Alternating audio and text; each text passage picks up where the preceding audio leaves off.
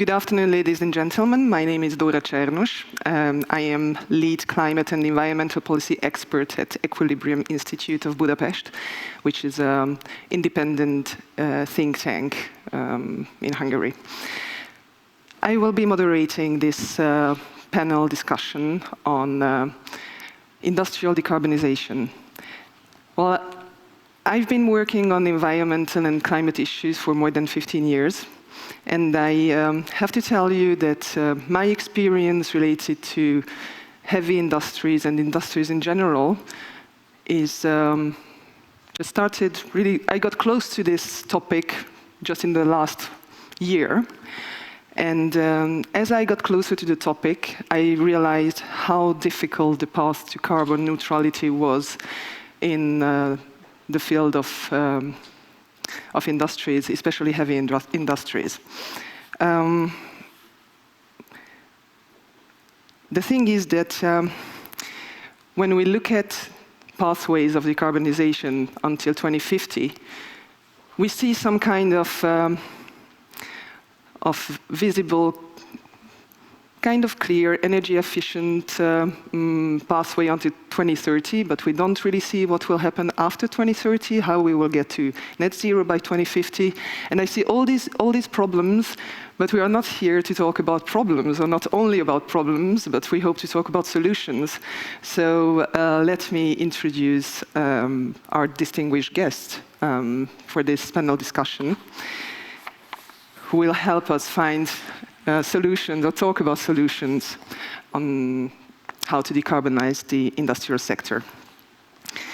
First, Ms. Barbara Botos is here with us, who is Deputy State Secretary for Climate Policy at the Ministry of Innovation and Technology of Hungary. Then Mr. Christian Egenhofer is here with us, who is Senior Research Fellow at the School of Transnational Governance, European University Institute. Thank you for coming. Adam Jaros is here with us, who is a board member at Orlen Unipetrol. Mr. Rafael Cayuela, who is EMEI Strategy Development Senior Director and Corporate Chief Economist at Dow Chemicals. And last but not least, Petr Jonak, who is Head of Corporate Affairs and Sustainability at T-Mobile Czech Republic, and a member of the National Economic Council of the Czech government, and also a member of the Board of Directors of the Czech Confederation of Industry. Thank you for accepting the participation in this panel. So my first question would be a general question, basically to all of you. I would be happy to hear a few thoughts about these topics. If you would have to tell us what should be the industry and government priorities in the CEE region concerning industrial decarbonization, what would be the 2 or 3 first things that you would say? And first I would turn to Mr. Cayuela. Please share your thoughts with us. Thank you. Okay, first of all, thank you very much for the invitation. It's a great pleasure and honor to be with all of you and have the opportunity to share some views about how to accelerate our decarbonization, defossilization, or industrial transformation in the context of the current events. So, first of all, I think it's very difficult to put in a simple word of kind of recommendation on how to tackle that. So maybe as an introduction, let me give you a kind of personal or company journey on how we have been going through this, knowing that we are an American company operating in Europe, operating in this part of the world intensively as well, and how we have been going through this. So if you ask me 2 years ago what was the concern, of course we were talking about COVID, we were talking about potential global recession, and what was the major issue was in the medium long-term horizon was, of course, if you want, the war on climate, and basically knowing that this is the last decade to make an important, significant contribution to remain within 1.5 degrees Celsius.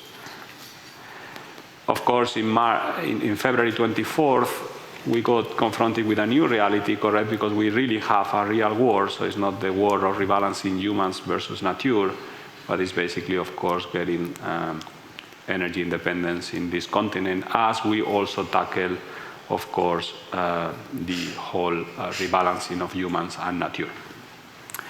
And I think our journey has been that, of course, if you are a US company, in my case, chemical company, and you have been going for the last decade of shale gas in the United States, and you are looking massive growth projections, basically you are looking into an environment of growth where you have this long-term or medium-term target of course, rebalancing humans and nature in the carbon contest. But now what you realize is because of the intensity of the climate and the intensity of the real war, I think we are in a different space. And this is a moment of truth. And this is now a moment in which we are going to accelerate, and we have to accelerate this transformation much faster than ever before. And what I can see in my own company is that what it was supposed to be a scenario is becoming the central scenario, and it's become the core scenario. And what it means is basically what you start doing plans, you start really thinking on how to implement plans. So I used to be in charge of putting plans together, now I'm in charge of implementing plans together. So with this kind of high level, I will stop here. I guess your question is what we can do together. Well, I think what we can do together here, elsewhere, is basically work together. Collaborate much more than ever before. Because, to be honest, this is a very complex moment. As I said, it's a moment of truth in which there are not simple solutions to tackle some of these things, but they are possible. So if I look at my company 5 years ago, if I said that we want to decarbonize our company, they will tell you, why? I mean, you have shale gas, massive growth, chemicals, production demand is going to triple. There is not this sense of urgency. So why are you going to do that? Now the question is not wow, it's not what, why, it's basically how. And now we are focusing on how to make that. And I think there are some interesting things that I will share on this transformation, but they all pass through one element. Create elements of collaboration between industry and governments and shareholders to really put things where they are feasible and possible today to make that happen, and what they are feasible and possible tomorrow. And in my company, 5 years ago, we didn't have a plan for one asset. Today, we are building one asset in Canada that is already carbon neutral. It's going to be the first asset, the largest, it's a $6 billion investment in Canada. It would be the first asset, chemical asset that would be already carbon neutral in scope 1 and 2 from day one. But we are putting plans for all of our assets, 14 chemical crackers around the world, to be in the same path over time. Question is, if we create the right framework and environment, we will do it. And based on what I see, there is no other way. We have to do it. So my simple answer is collaboration and create the right frameworks for accelerating the transition, I hope. Thank you. And what is also interesting from our point of view is that if we step on the path of transformation, what will be the fate of heavy industries and industries in this region? So can this region keep, in the long term, its position in industries? So this is also a question that I'm asking you, how you see this process. But what is your opinion? If we have a look at this region, the Central Eastern European region, heavy industries present. The greenhouse gas intensity is EU average. That's good news. But I think we have to jump into another 3 dimensions. And these 3 dimensions are beginning with the letter D. So the first is, that's why we are here, the first D is decarbonization. The next D is going digital, very digital. We shouldn't underestimate artificial intelligence, machine learning. Why? Because that can decrease energy use. The third one is, of course, decentralization. Why? Because that creates energy communities, and in the present geopolitical situation, in the energy price hike and the price volatility of energy that's going to stay with us till the end of 23 at least, we really need to go towards decentralization. So these are the 3 Ds. And when we talk about decarbonization, why do we need to do that? Because that will avoid deindustrialization. So I know it's a very difficult topic because we talk at the same time about preserving the competitiveness of industries and also just to mitigate its vulnerability. in the long run. So what we face in Hungary is that when we talk about energy transition, the next moment we start talking about just transition. But we always say energy transition has to come first. And then just transition is coming, which is about tackling the social and economic effects of this energy transition. But it's coming right next to it. But when we do that, we always think in the whole value chain. We are not only thinking about the big industries, we always think about all the supply side, because they have to move together. And what we experienced, especially we are phasing out lignite-fired power plant in Hungary, a really huge one in the northern part of Hungary, that small companies are not taking the initiative. They are always in the following mode. They do what the big ones do. If they go to another direction, they follow them. But they are not ready yet for the green leap, to enter into these 3 dimensions on their own. And this we have to teach. And this we have to teach not only by retraining people, but retraining also small companies. Because I think the momentum is there. The prices brought the return on investments much better for all companies. But we need to think in this system of industrial ecosystem. Thank you. Adam, could you share your thoughts with us, please? So maybe I will develop the idea which was presented by Rafael, cooperation. So I think that in our part of Europe, we agree that decarbonization is very important. There is no back way from decarbonization. But I think that it's important, and our task as a European community, because we would like to be a leader in this decarbonization, to make this idea common on the world. So should be the same understanding that decarbonization is something what is needed for everyone, for the planet, because the main goal is to save environment. And as we see it, so there is different aspects, and not the decarbonization is support in all parts of the world. And at the end, this all regulation which appear in European Union has influence on the business. So firstly, we as a leader should make this decarbonization as a common goal of the world, yeah, to have the same condition and create the same mechanism for all participants, for all business players. I'm responsible for finance, so in our group. So for me, it's important stability, because when I have to decide about some investment projects. So for me, it's very important how this project will perform in the future. And we are working in the gas and oil, which is business driven by the regulation. And the cycle of investment is very long. So for me, stable condition and predictable and easy mechanisms for example, settlement of donation are very important at the moment of the making decision if we invest in the new technology or we will stop and we will be waiting. Yeah? So this mechanism should be really stable and easy for settlement. So, and are you actually stopping now with the geopolitical situation and waiting for how it will develop further? Because it's very difficult to see what will happen in the next 10 and 15 years in this actual geopolitical situation. It's very difficult for us as a person who are responsible for such decision to make this decision if I see what happens with the CO2 allowances, for example. Because profitability of each investment depends on the prices. And it's difficult to predict what will happen in the next year, how will this mechanism will work. Yeah? And even if we decide about some investment, and we would like to receive some donation, some grants, because we have to know that we are at the beginning of the way of transformation. So the technology which will help us to achieve this goal are at the beginning very expensive. So without external support, there will be no possibility to develop it. Therefore, I can't always how the investment will be profitable with the donation, with some grants, or without.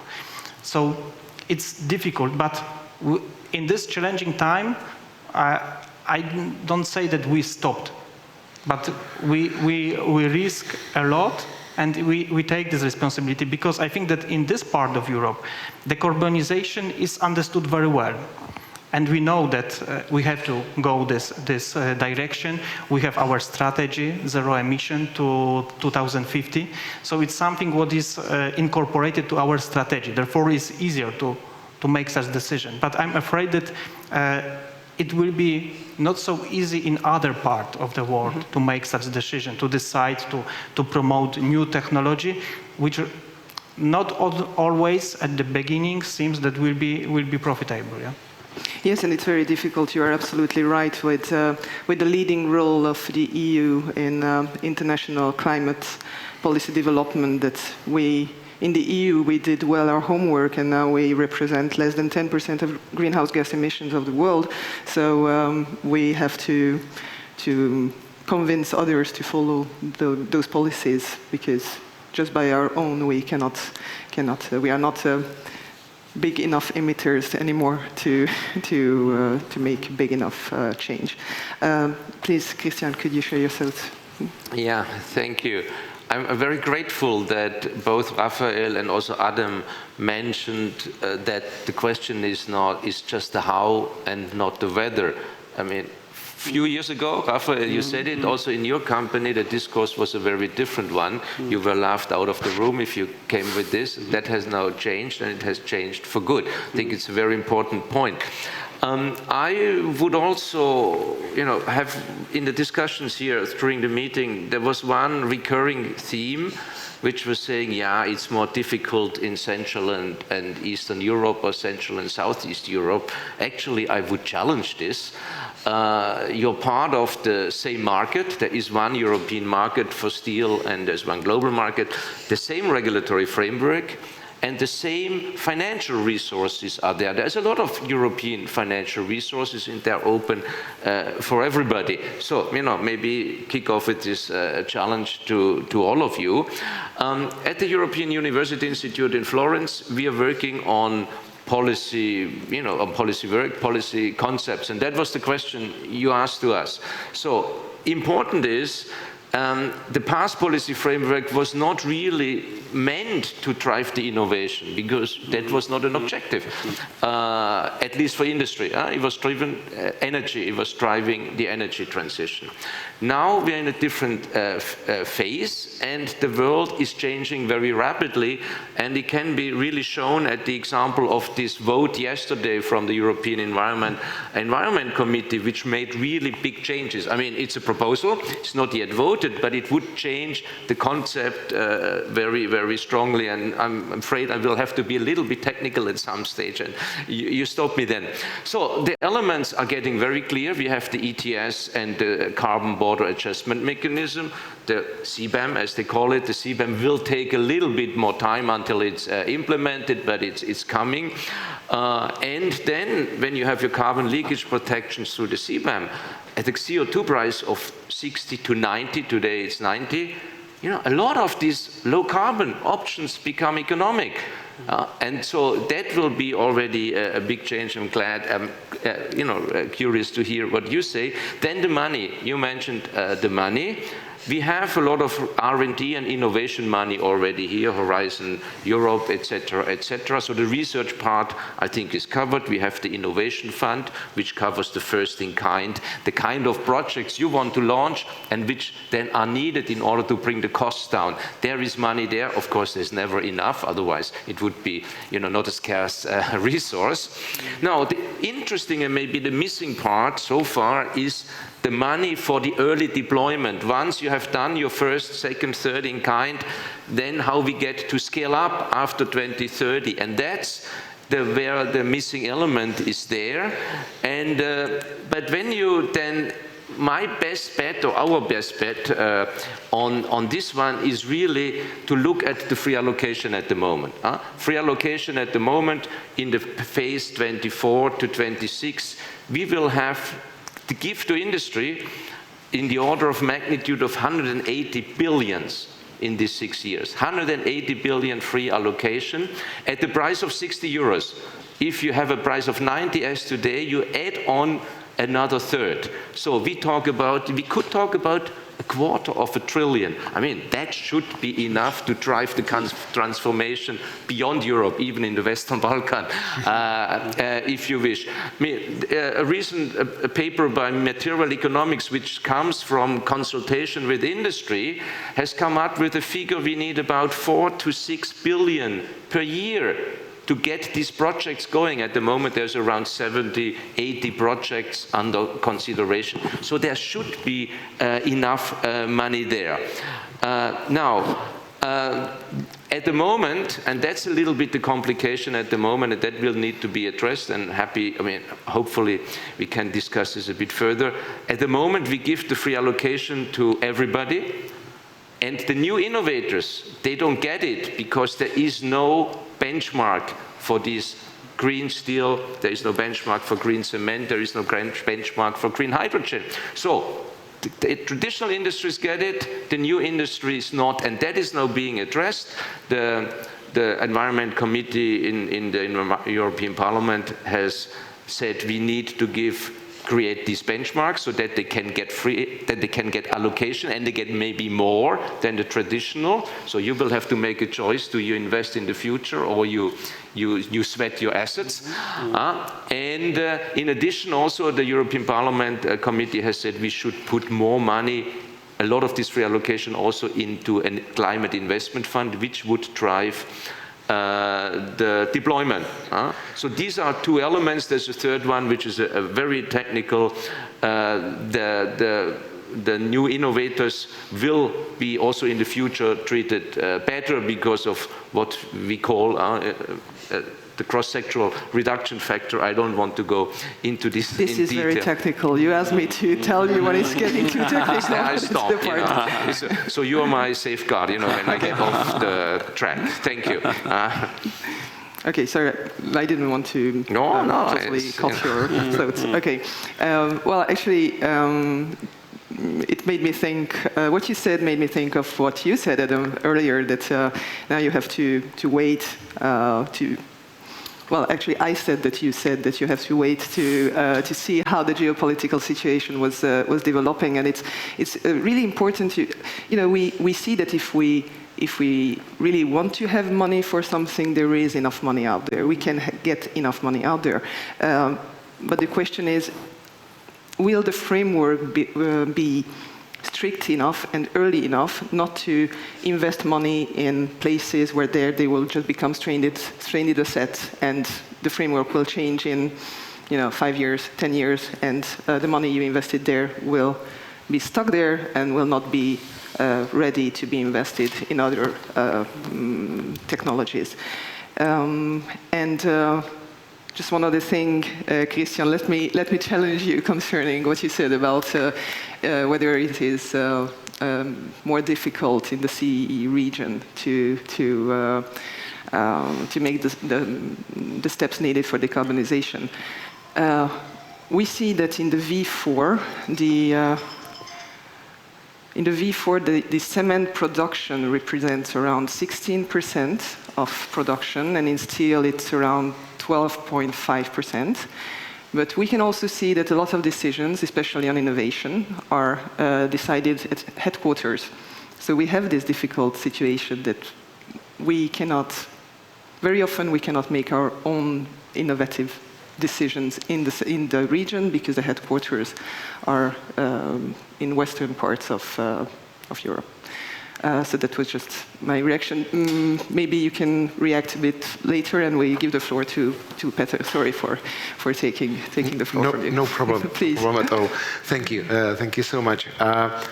I have to say that I'm absolutely sure that it will be more difficult in Central Europe because of how the economy looks like right now. And when we look, after those 2 COVID years, when the Russian invasion came and changed a lot of things, where did it caught us as a Czech economy? We are in front of something which we call the second economic transformation. Basically, the country is still with a quite low value added. The economy is a subcontractor economy, I would say, and we are one of the most industrial countries in Europe. We are second. The share of industry is the second highest in the whole Europe. And but coming back to your question, what we should do right now as a priorities, I would recommend basically 3 steps. First one is that all countries should do a quick update on the legislation framework, because it will require a lot of legislation changes, which are currently blocking the move forward. Second is, and it has been mentioned, maximum usage of both national and EU money for R&D, of course, but also the temporary crisis framework prepared by the European Commission, the recovery plan, and all other sources, because it will cost a lot. I remember 2 years ago, the estimates for the Czech economy were that to achieve the minus 55% of CO2 emissions till 2030 would require approximately 18 billion euros for Czech economy, which is like 1% of GDP. And it was 2 years ago, and where are we right now?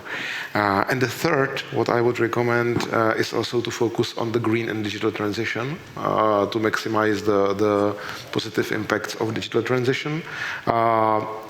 Last week, no, 2 weeks ago. 2 weeks ago, we did a poll among our members about the branch associations and about among the individual companies, and 61% of the companies immediately reacted in a way that they plan to focus the investments on energy efficiency.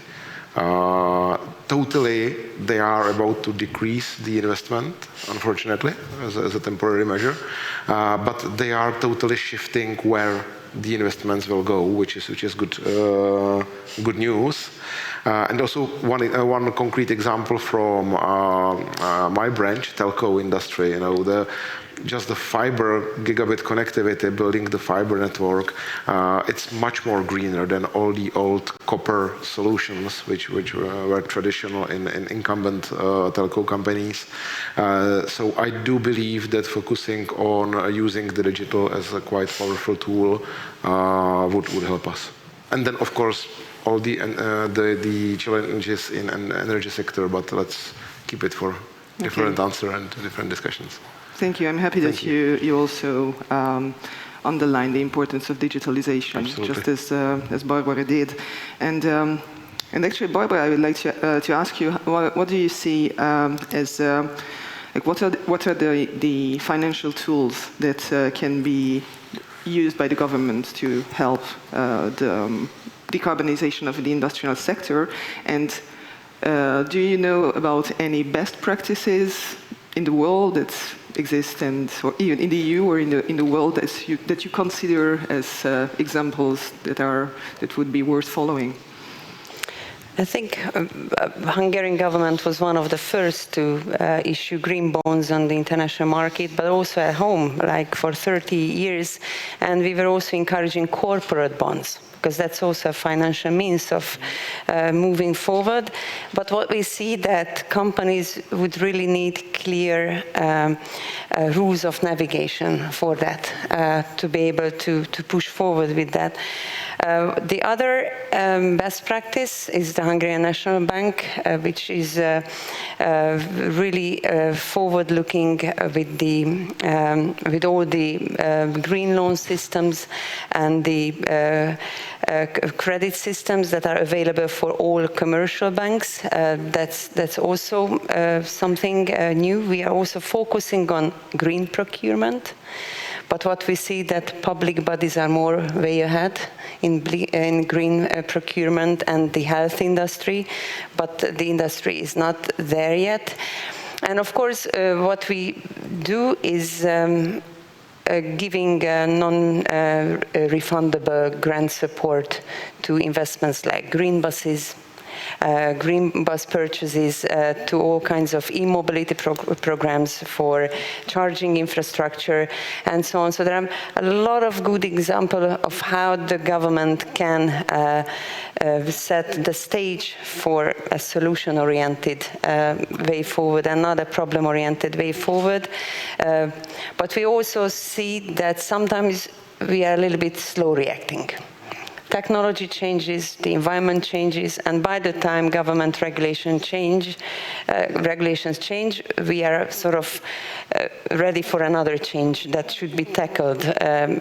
So that's also a problem, that we can be a little bit slow. And when I was talking about healthy industrial ecosystems, I'm also talking about the market that they can create. So sometimes we need not only government financial instruments, but also private investments. But for that, we need a really good market of industrial ecosystems and solutions that are driven by the markets of these industrial ecosystems, because that's also the way forward. Thank you.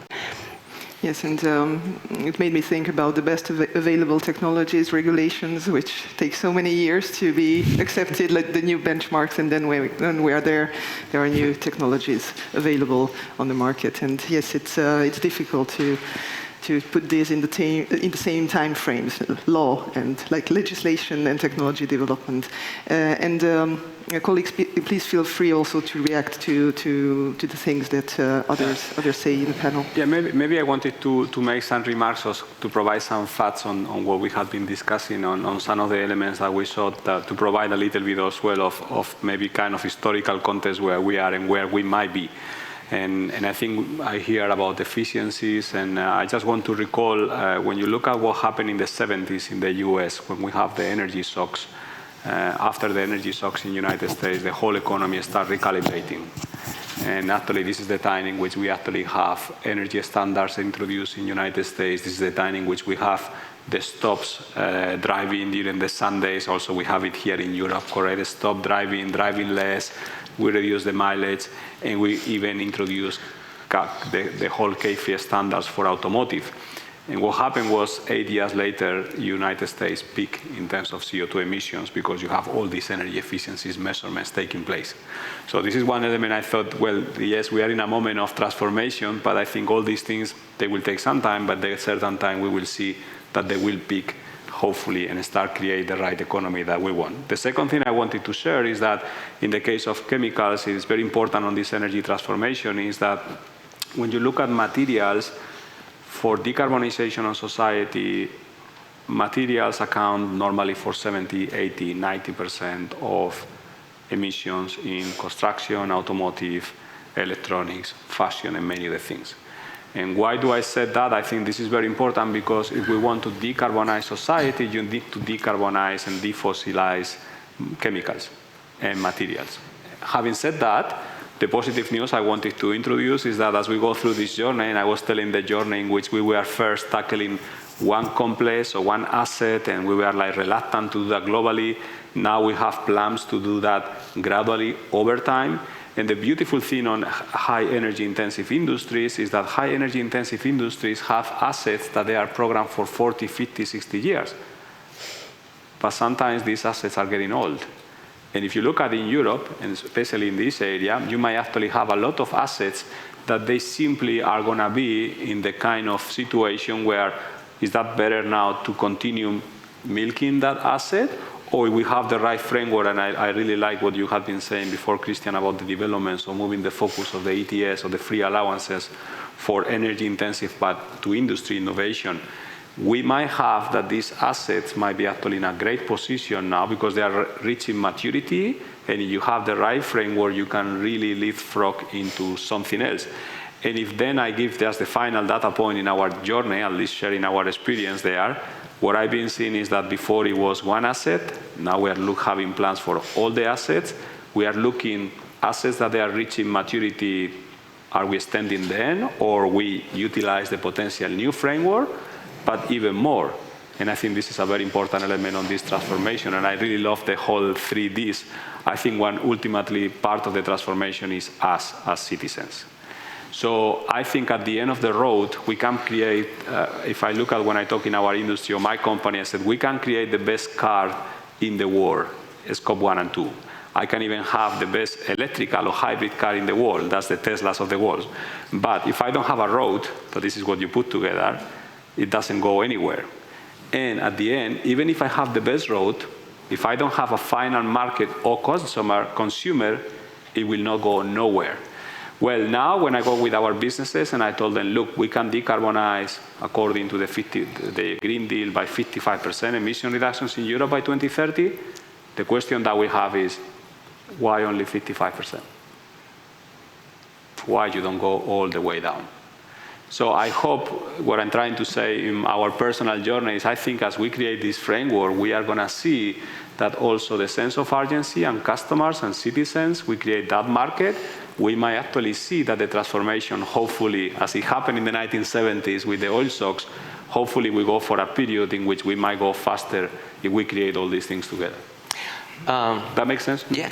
I mean, Raphael, Barbara, why don't you ask your companies that come to you and say, we need a framework? Why do you do only 55%? Why don't you go all the way? And maybe they find some solutions to that.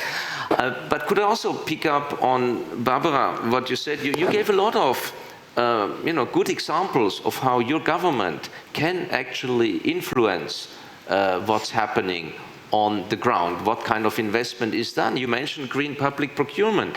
Now, all our roads are full of concrete and cement. I mean, you can set standards, you can set certain rules in green public procurement, and then I'm almost certain, the headquarters of these companies, which are wherever they are, they will invest in your country where the standards are. They will not invest somewhere in Spain and ship that stuff to the Czech Republic. So I think there is a demand side element which you may be overlooking. Now, can I give you just the example of our headquarters are somewhere else? I mean, look at Belgium, there is no headquarter of anything, and there is industrial decarbonization happening.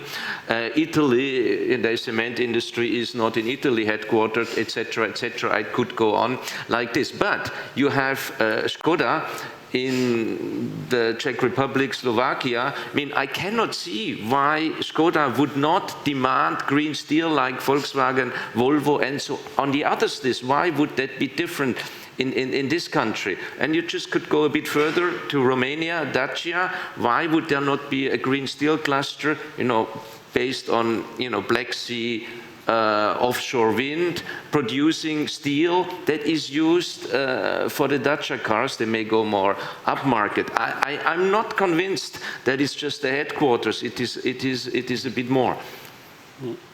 Yeah. Very good point. And a good point with the Škoda, because the car industry right now represents almost 10% of the GDP of the Czech Republic. The transformation of the car industry is live, is visible. It won't be easy. And it leads me to another aspect, which I think will be pretty crucial, and this is the production of the future parts and future technologies and the deglobalization. For example, there is a large discussion in the Czech Republic about a gigafactory producing the batteries, which is exactly the plan of Škoda Auto. But also I deeply do believe that, for example, the solar panels, the photovoltaic panels, that we should also focus on creating the capacities to produce those panels within Europe, within Central European region. That will be very important for the future of these industries.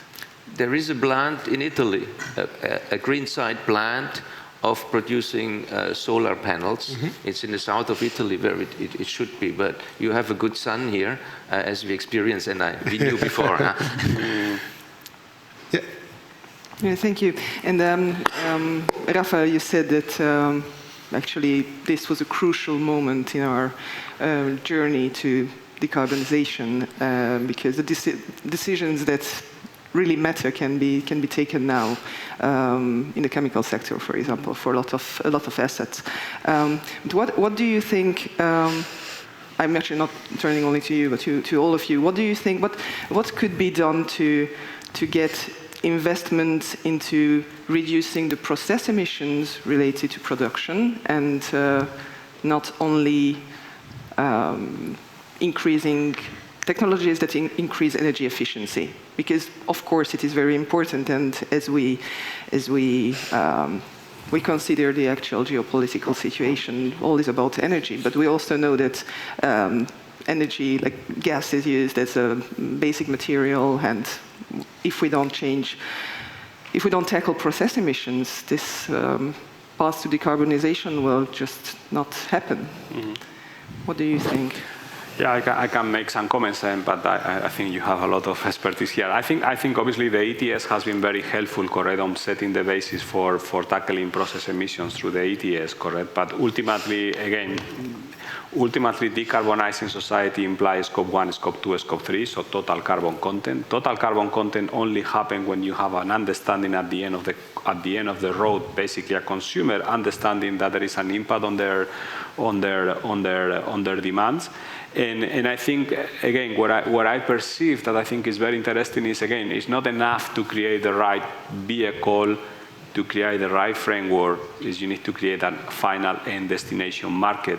And today the discussion is gradually lifting and moving from ETS and decarbonization is a cost or a regulation or a barrier to start realizing that this is a huge business opportunity where indeed the companies, the industries, to a large extent even the nations that really take advantage of that, they will really become the industries, the companies, and the nations taking the lead. Today, just by chance, is the 125 years anniversary of the Dow Chemical Company, so just by chance, and it just happened. So it's just this morning. So I missed the breakfast to celebrate the 125 years. And the whole discussion I see as we do decarbonization plans in our assets, and I go doing that across Europe, in Germany, in Netherlands, in UK, in Spain. We talk to the CEOs in front of us. We talk to the governments in front of us, and the question is always the same. If I'm going to do something that I know that has to go to solve the final problem, that is Scope 1, 2, and 3, why should I go for intermediate steps? Once you put yourself to cook, let's say, no, it's like making an omelette and you do it only halfway, 55%. If I do it right away, and I do it as faster as I can, and I realize that I create the demand for this thing. A 55%, to be honest, is actually, I know it's scientifically important, but from a customer point of view, it's irrelevant because you don't buy things at 55%. Correct? You don't go and buy an omelette that is 55%. Maybe steak. So normally, rare. if you want to tackle decarbonization, you buy something that is fully carbon neutral, and that's it, or not. But a kind of incremental thing, you don't do it. And this is, I think, the tipping point in the mindset of our business people and I guess consumers that might accelerate the whole thing, correct? Today we are in this debate that will cost a lot of money, 20 billion. By the way, I heard that they say for chemicals 20 billion and not 4 or 5 from material economics, but it doesn't really matter. It's affordable. It's still on the big scheme affordable, so that's not the problem.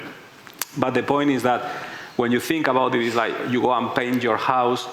You paint your house half a house or the whole house. Once you put yourself to do it, let's do it. Yes, well, but if I don't have the money to finish it, it will be just half the house. Well, we can. But you can see already, you sift in things and you already find out a lot of money that is misused or not misused, that is, you have to recalibrate somehow. But I should also add on, it will be easier, I mean, fully agree with you, it will be easier to find money for the real thing, the 90% plus decarbonization than for the 55. Because what's the point of investing into something which then gets us to, in 2050, at 60%, that will be a stranded asset. Why should we use public money for some efficiency improvement of 40, 50%? It won't get us in 2050, and there will be no money for that. Especially, I mean, in some cases, if there is no technology, you might go into something like that. But if there is a technology, you have to bet on these things because obviously they will create environment. And I think to me, what is surprising is even now the business people start understanding that. They say, and you talk with CEOs, and I go with CEOs, and we said, shall we go for compliance, ambition, chemical, as I said before, sorry for chemicals, but materials, as I said, are a big part of materials on construction, in automotive, in many other things. So basically you go for chemical transformation, Scope 1, 2, and 3. The big thing is Scope 3, that is going to become obviously very important, or you go for full industrial transformation. And when you go for full industrial transformation, is you are changing a country. And this is you do full industrial policy in a country to move that country to become the country for the future. And the country for the future, we all know it what it is. We just don't have the tools to move into that, because of course it's challenging, it's a journey. So I just told you my own journey in the last 5 years. So I don't think sustainability is never about blaming anyone, it's just learning how to make this transition into the next level. But I think there is enough money, and to me, by the way, sorry, I just stopped here, but it's like, when I take the UN announcement, to me, August 11 last year, when UN is saying humanity is under red code, this is massive. I mean, this is really massive. Absolutely. This is going to your doctor and telling you have a heart attack. And what do we do when we have a heart attack? We act. You stop doing some things and you're doing some other things. And then you find out that you can do many more things that you never really imagined that you could do. And this is why I think we are in a very critical historical situation in Europe because, of course, the invasion, but we were in something bigger before that, again, is red code. So red code implies you don't go for partial solutions. You don't go, your doctor tells you, I'm going to run, and then you need to stop smoking. What do? No, I do 55% smoking. No, I do 100% smoking. Yes, absolutely. Yes. Well, actually, psychologists say that when you like the normal reaction when you find out that you are very, very ill is that generally you get scared, then it's the phase of denial. There's no problem. And then there is a shorter or longer period of denial, and then you just step to the next stage, and you start to do something. Here, the question is that the IPCC reports are telling us that there is an enormous problem for years. So how long will denial be with us? So yes, I totally share these feelings of there is a red code. We should go for big changes right now. But just getting back to what you were saying about not doing half of the decarbonization, if we can do the whole decarbonization now, it's really a sectoral thing. It's a question of technology readiness. For example, in the building sector that we talked a lot about with Barbara also, we know how to build buildings that are functioning in an energy efficient way. In the industrial sector with process emissions, the technology readiness is not the same, but we have to try to get to there. And actually, I just mentioned that we were talking about buildings. I don't know if you wanted to add something to this. Just back to the previous topic, because you raised the question of process emissions, because this is not something we can solve right now. Fossil fuel substitution is there, we can do that, although if we do that, we need many times more green electricity and green energy, which is not available because of stranded assets. The 55 package, the Green Deal, was sending a very strong message to those who extract energy sources. And what happened in 2021? 50% less investment in fossil energy, which is traditional oil and gas, which is good news. Let's say this is good news. But the bad news is that in 2021, 30% of renewable investments happened. Only 30%. So why there is a de-investment in fossil energy investments, unfortunately, renewable investments are not there yet. And what can we do with process emissions? Of course, we've already talked about CCS, CCU, which will be there, and that's the only way, because with fossil fuel substitution, we can only solve 1/3 or 40%, but the 60% is still there for the technology to arrive. And here are the bottlenecks. So the bottleneck is what I said, that we need a whole lot of green energy. The other bottleneck is that when we invest in new technologies that might come, that will have higher operating costs. And then we need skilled workforce.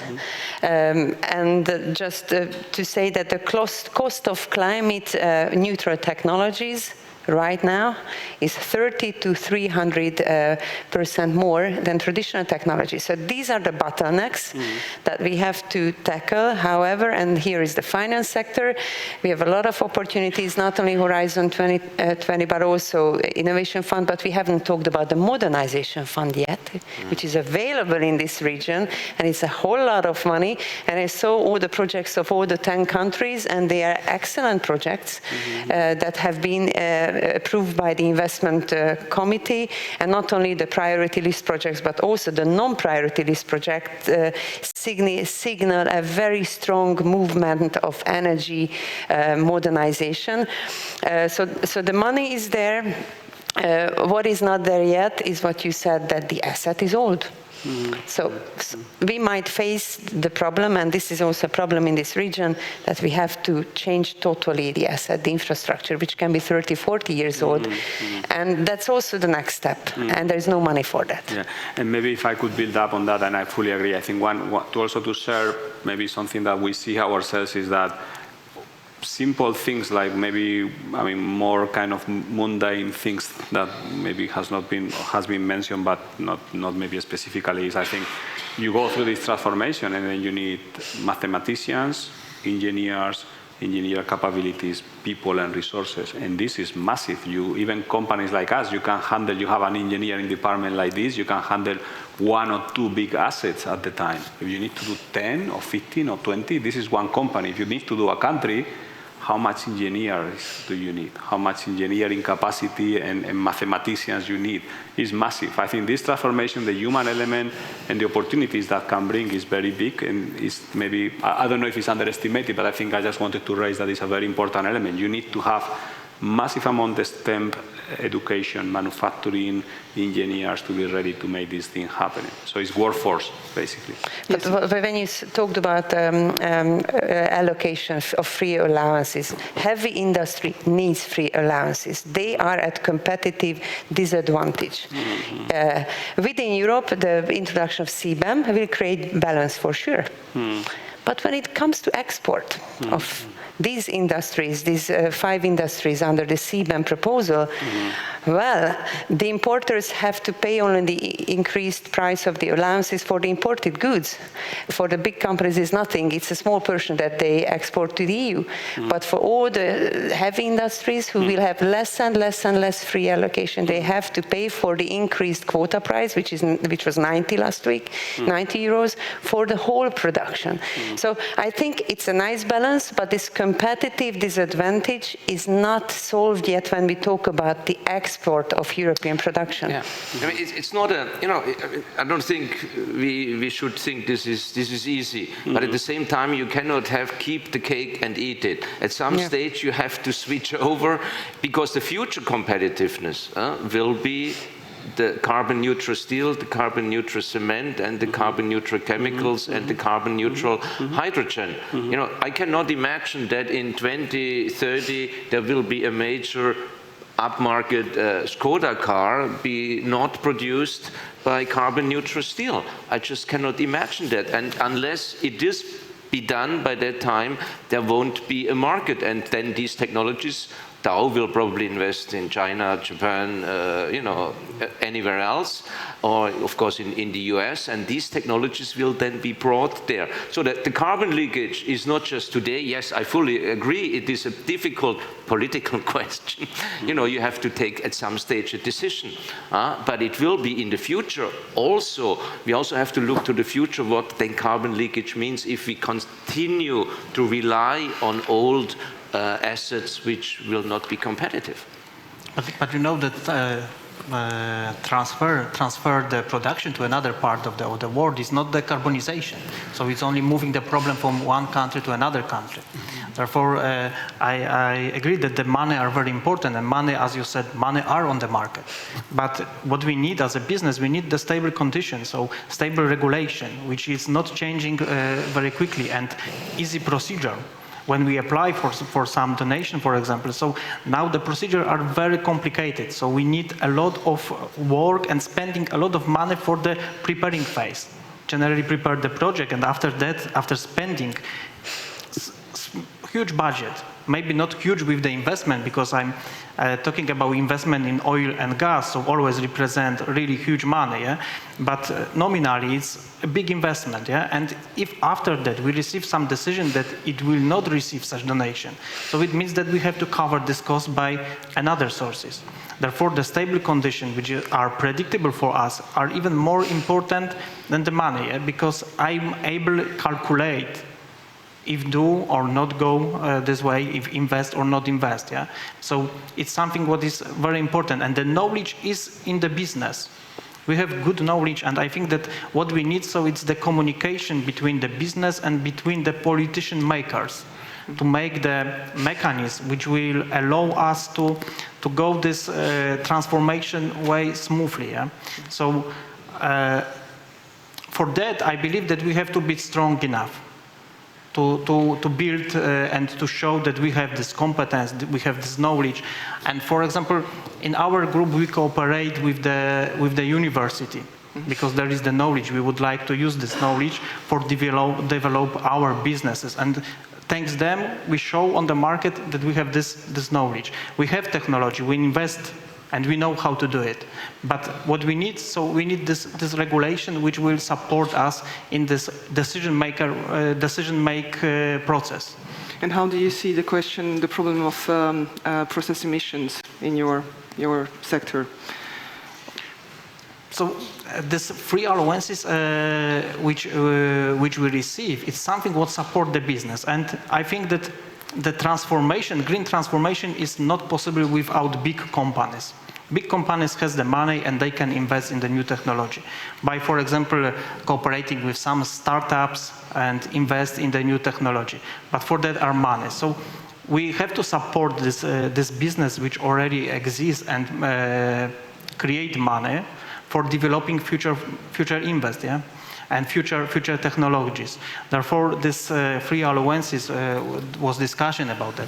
I think that it's something what support us and allow us to invest in the new technology, because there are no company in this part of Europe which not agree with the strategy of decarbonization. So for us, the strategy and the main goal is clear, and we would like to do it.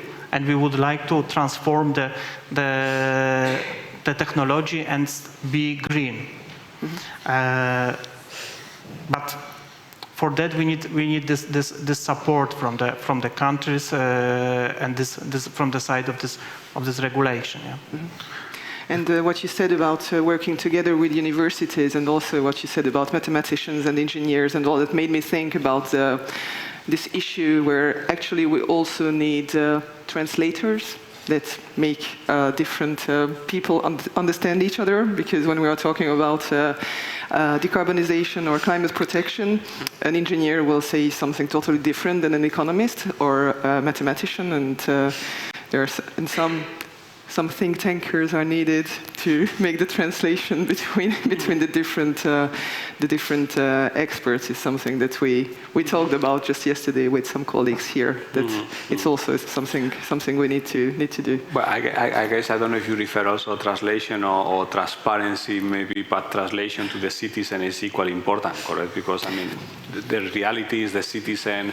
We all citizens need to understand what is at stake and what is the things that we do with our day-to-day. Today, the reasons why you might need to have protection is eventually because you don't have either a citizen that is aware and can add, because you can have a citizen that is willing or not to add, but doesn't have the choice, doesn't even know. That today, most of the times, your choosing pattern comes through brand, associated value with that brand, and price. And sometimes price is the major factor, but you don't internalize most of these environmental externalities into the price. As far as you don't internalize that and you don't understand what is actually what you are buying, you don't translate the problem from the supply side to the demand side. And I think the great opportunity for us on this space is to move that to the demand side and empower citizens to transparently and basically translate the problem to them in a simple way, correct? Because I think if I'm really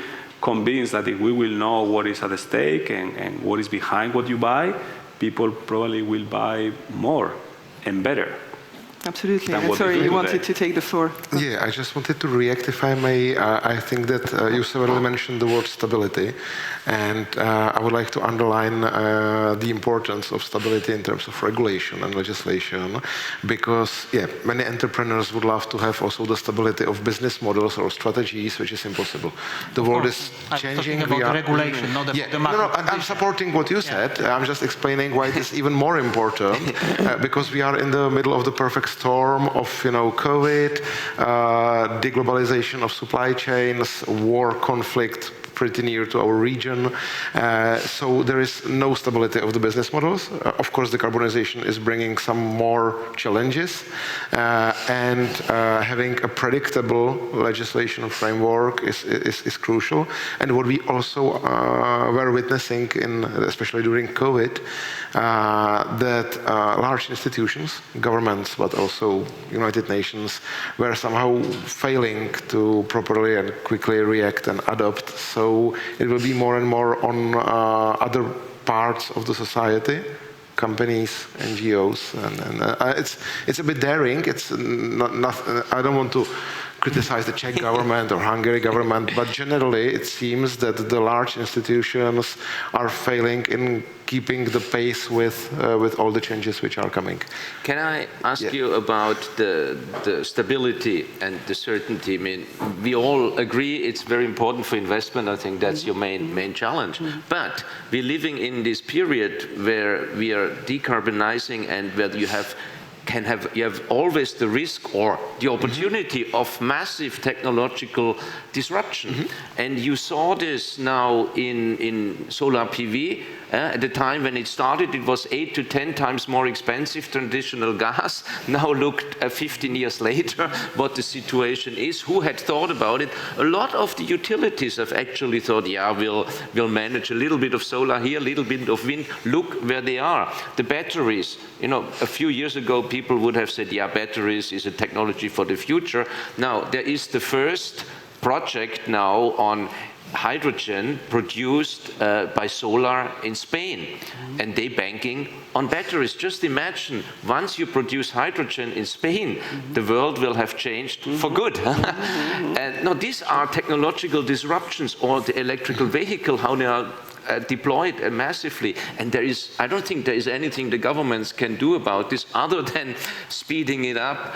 And that once you have this disruption, of course, the framework has to be adapted to that.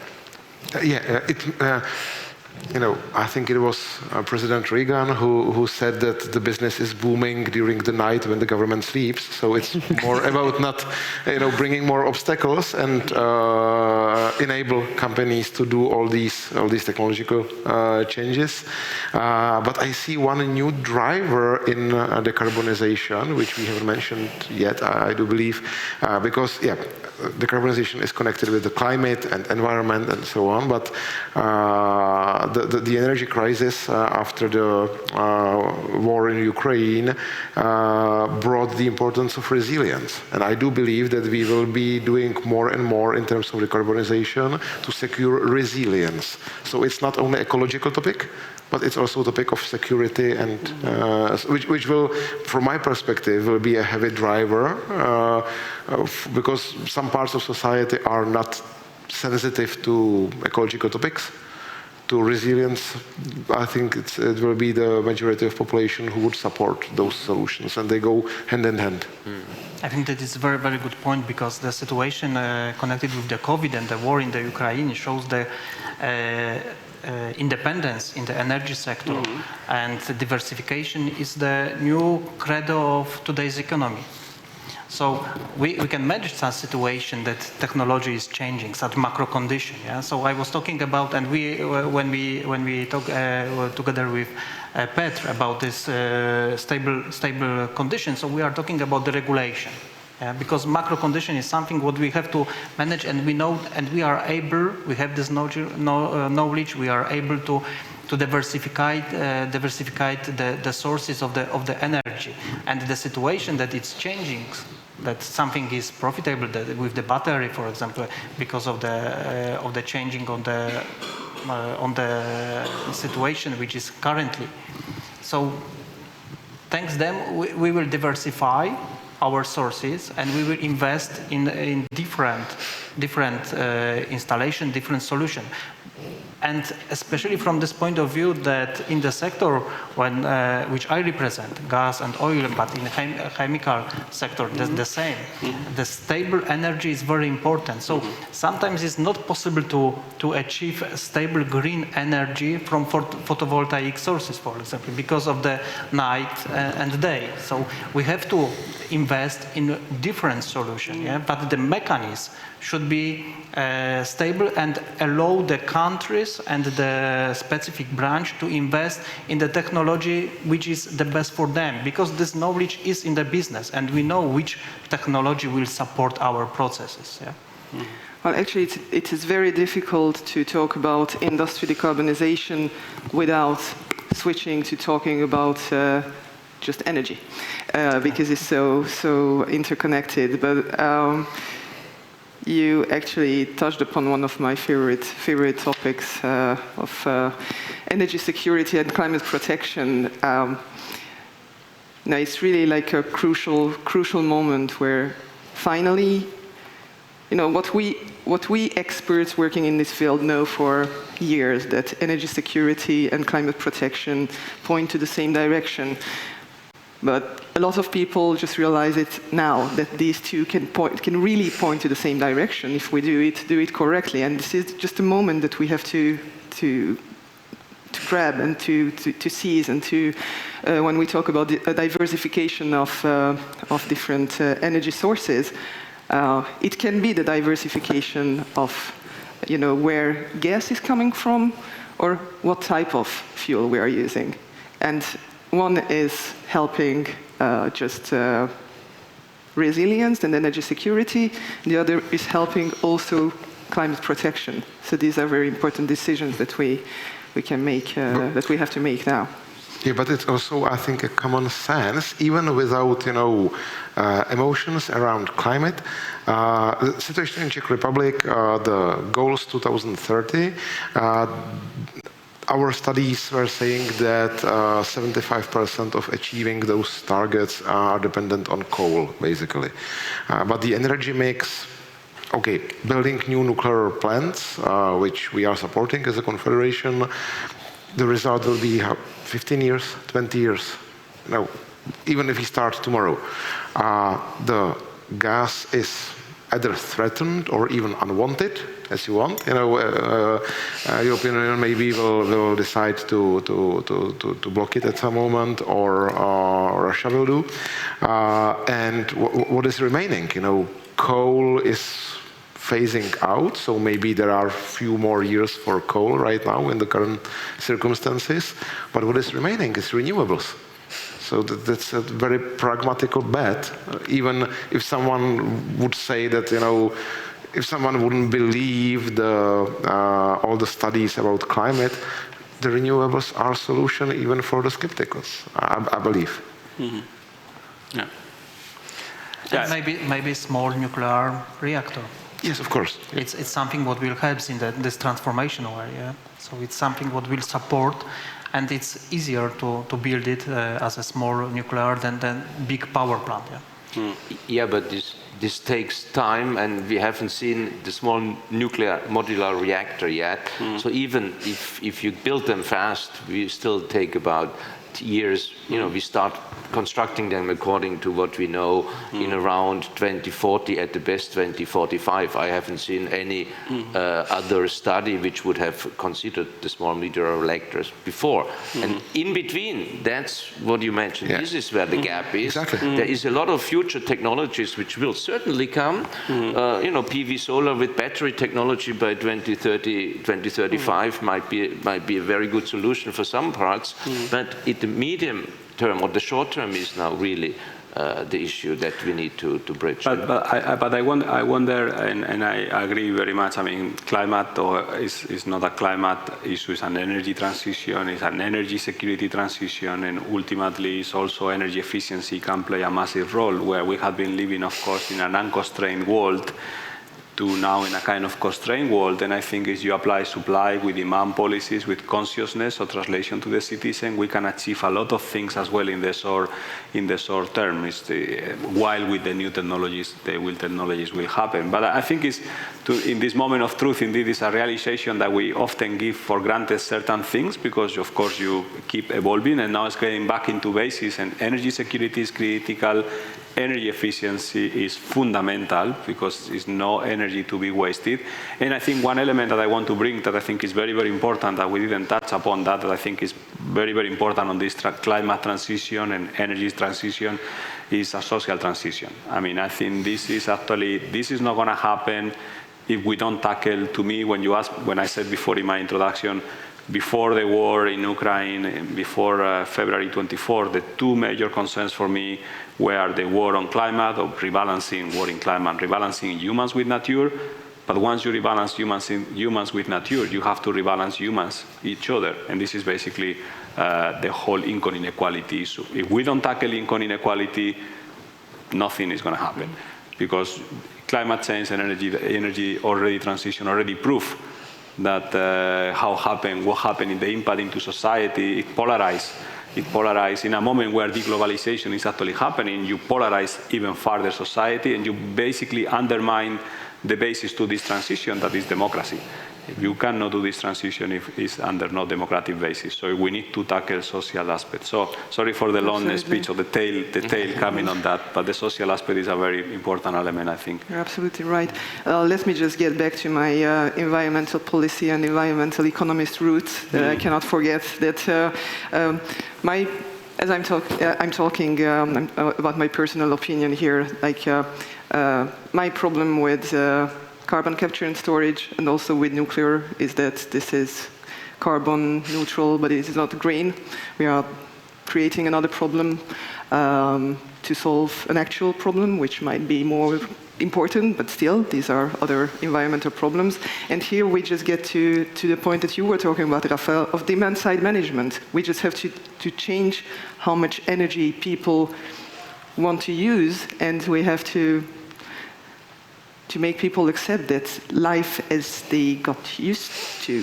It's not, it cannot go on this way. We cannot have like 2 or 3 cars in a family. We cannot go shopping to Milan every weekend because there are low-cost flights there. We have to tackle this demand side part too. But we are getting extremely far from industry decarbonization. Sorry. No, on the demand side, maybe not. Because electrification, of course, is an incredible efficiency policy. Your traditional internal combustion engine has an efficiency of 30%. When you go to electrical motor, you go above 90%. So don't underestimate the incredible impact the electrification will have. That's usually not discussed in this context. When we talk efficiency, we talk about buildings. The building stock turnover is 1% per year, so that takes time by definition. But electrification is now market-driven. It will be driven by consumer demand. So you will get incredible improvements there. That's also the power of technology. Once you get the framework right, you can get these scales. Of course, but if we want to change all the existing internal combustion cars now to electric cars, this will be also a catastrophe for Earth. Technically, it's not possible because of the grid technically it's connection. not possible, but sorry, I don't want to take the floor. Yeah. Barbara, you wanted to say something, or? Yeah, I think we have to jump another dimension. So the 3 Ds were digitalization, decentralization, and decarbonization, and you were talking about diversification. So that's the next D. So we are in dimension 4 already. And you were also talking about inertia, that the regulatory system sometimes is slow. You need a very stable regulatory environment to be able to plan. And I agree with that. Because we are living in a constantly changing environment, dynamically changing environment, and also heavy industry is vulnerable. So as you rightly said, we need resilience. resilience for this heavy industry. And let me just bring in some biology, because we were talking about a lot of things already. So, you know, all ecosystems are striving for homeostasis. That's balance, equilibrium, like your institute that you're working for. So, but that's a passive way of living, because they are not, natural ecosystems are not investing energy in keeping homeostasis. But when we talk about industrial ecosystems, that's not homeostasis, that's alleostasis. Alleostasis means you have to invest to keep homeostasis, because it's not coming free of charge. We have to invest a lot in structure, in the energy and everything to be able to be stable in this constantly changing environment that we are facing, like the energy spike, energy price spike, and the geopolitical situation and COVID and everything. And we need a lot of investment in that on the side of the industry, and yes, on the side of the society as well. And I think now the Repower EU is coming out, and a huge portion of this will be the Play Your Part campaign. So everybody has to play its own part in this decarbonization process to be able to leave this planet in a very dynamically sustained homeostasis, which is alleostasis. And we all have to play our part. That was a closing word already, yes? Was it? Yeah. Can I have just a question getting back to industry decarbonization, and I will try to be a little bit provocative, because I don't think I have been until now. We are talking about the EU market, like of heavy industries, the industrial sector, and how the EU market should be protected from industrialization. And do you think that the EU market is big enough to lead this path? Just I give you an example. For example, for cement, we have we'll have very high standards, and we'll have the CBAM, and then the other parts of the world can't they just decide not to deal with EU and just to export their goods in other places, in Australia, Latin America, and no? Are we big enough to lead this change and to make our partners, to kind of force our partners to become more greener? I mean, it's interesting. You look to Turkey, which is one of the main importer of cement, and now for the first time with the CBAM they start discussing a carbon price. I mean, it's not, you know, the CBAM on its own doesn't solve the climate problem, but we are beyond the point of no return. We have the Paris Agreement. Dow has decided the future is low carbon, and Dow is not the only one. Everybody, a lot of people have, or a lot of companies, a lot of governments have decided to go that way. So that, of course, is the backdrop against you react to the CBAM. If you think this is just a European folly and will disappear in 3 years, of course you would not react. But it's happening everywhere. And when I'm sure you're discussing with your government, and sooner or later there will be a CBAM coming in the US, there will be a CBAM coming in China as well, because China will also see that there is competition from Vietnam, from Laos, from other countries when they're going upper market and when they go to the lower carbon investment. I think the reaction, what we see so far, is people say, wait a minute, we want to see how this works. In principle, yes, it's not such a bad idea, but it depends then, the devil is in the detail. Yeah, I think maybe one way to look at that differently in the same kind of context is that if you look at human progress, and let me go back to go forward. So if I go back, if you look at, I mean, sometimes we forget about that. I'm an economist, so I try to understand what happened before, correct? So I look at 1900, 1.5 billion people in the planet, or 900 million people, 900 million. 1970, we were 3.5 billion in the planet. the global GDP was 15 trillion and the global CO2 emissions was 15 billion. So it was 1 to 1. And it was 3.5 billion people. Today we have 7 or 8, maybe in the latest, and we are going to have 10. So this is massive amount of growth, and when you put that, and I start with the background because I saw GDP went from 15 trillion to 70 trillion. If I look at different analysts, it's not unforeseeable that global GDP might triple or quadruple as well by 2050. So to me, I don't think it's anymore about a question of countries or regions. It's more about, as we society move in the Maslow pyramid from covering basic needs to GDP moving to $10,000 in average, maybe in 1970, to now maybe 15,000 or 20,000, to maybe 30 to 40,000 globally. Of course, we will have a lot of heterogeneity, correct? Everybody will not be in the average. Some people will be higher or lower. But yes, China, it might be 1.2 billion or 1.3, I don't remember now exactly, but the reality is that there are 300 or 400 or 200 million people that they are sustainable consumers.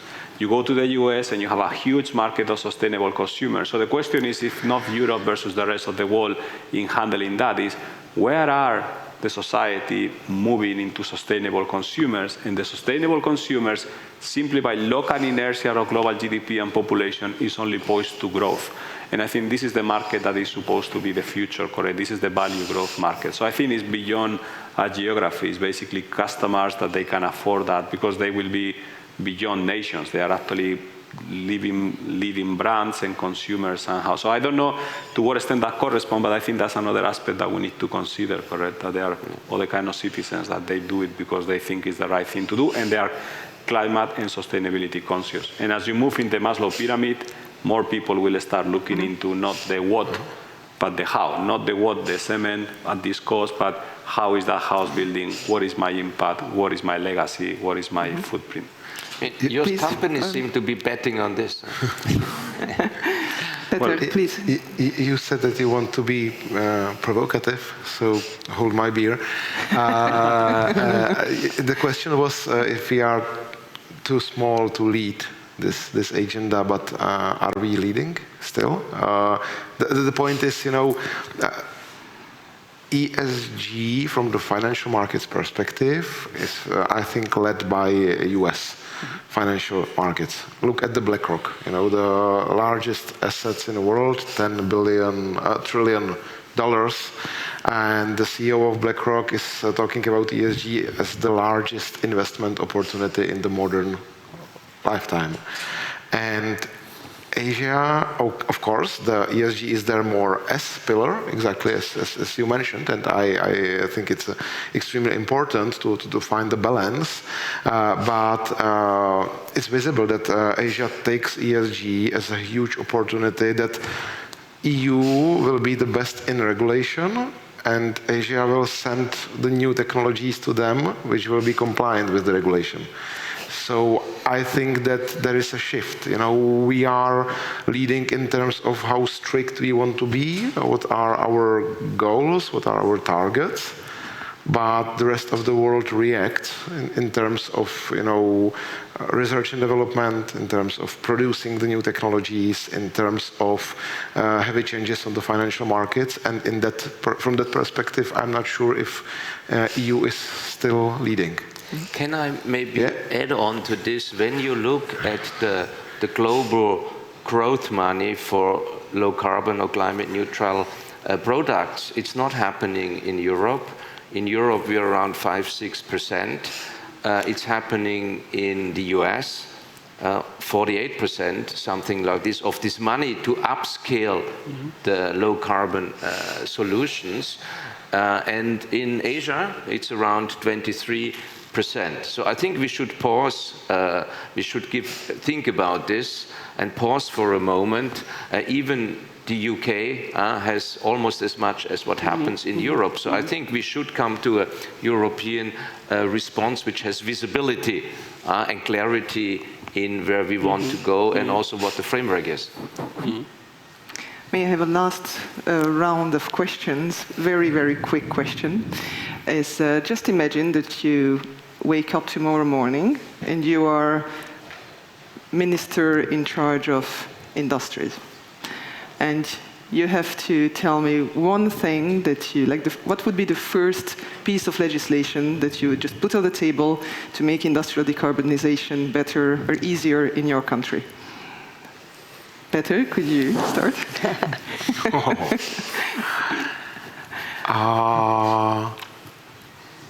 It won't be a legislation. Sorry to avoid the question, but it will be basically the quick adaptation and change of the state energy concept, which is larger than one legislation. No, just a short answer. So Thank you.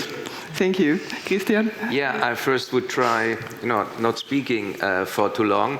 But second, I would just really give it this extra push that this free allocation money is used for innovators. But of course, in the meantime, making sure for the intermediate period, we still have enough free allocation available also to safeguard the competitiveness. But that's the one big shot, and then I would resign as... Wonderful. Thank you. Raphael? Okay, I will resign on day 2, not in the first one, so I will do 2 things only. No, that's a great question. No, I think the only thing I probably will do is to be sure that when you tackle the challenges that we have, energy, climate change, and as you said, Minister of Industry, I will put all industries together. This is a value chain transformation. It's not enough if you tackle it in energy, you need to do it in energy, construction, automotive, and look at the whole value chain to really upgrade the industry of a country completely. So this is a whole opportunity of transformation where we start with energy, but it's basically for the whole society. So basically really do pure industrial transformation is across value chain, in my view. So I will just be sure everybody's there in the table. And then you take one day off and then I go with Christian on holidays. And then what would you do as Minister? So probably I will very quickly organize 2 days. First day I will organize for the meeting with the business, with the representative of the university of the knowledge, and delegate the task on them to ask what you will prefer and what you would like to add. Because now I can only add from my personal perspective from the business in gas and oil, but probably there are different countries, even if we look from the perspective of our region. So there are differences between the countries in the region, and there are differences between the businesses. So it's not possible by one person to find the solution. Therefore, first day will be for invites everyone and delegate for them that they have to go to the conclusion. And the second day, I will go to the Asia, to America, and try persuade them that decarbonization is very important. So as we start our meeting, that we have to find the common understanding on the carbonization and build the bigger union, not only European Union, but to have the common understanding all over the world. So it will be the second day. And after that, I can go on holiday. Thank you. Barbara, what would you do? 3 stages. First is setting the stage. Rising energy prices, rising raw material prices, shortages of raw material, and disruptions in the supply chain. This is the stage setting. That's reality. That's what we have to face in the near future. Second is assessing the barriers of the production of key technologies in Hungary, or in Europe, or in any country of Europe. And then the third one is basically we have to build our own Hungarian or European capabilities independently of any external suppliers, and as you said, along the whole value chain. And that's when legislation is coming, which will suit Hungarian or European interests, or any country's interests. So this is how we start from, and where we should get. Thank you very much, and thank you all for this very lively and interesting discussion. And thank you for those who were here online and for those who were here in the audience. I had a very good time. I hope you enjoyed also the conversation. So thank you very much. Thank you very much. Thank you.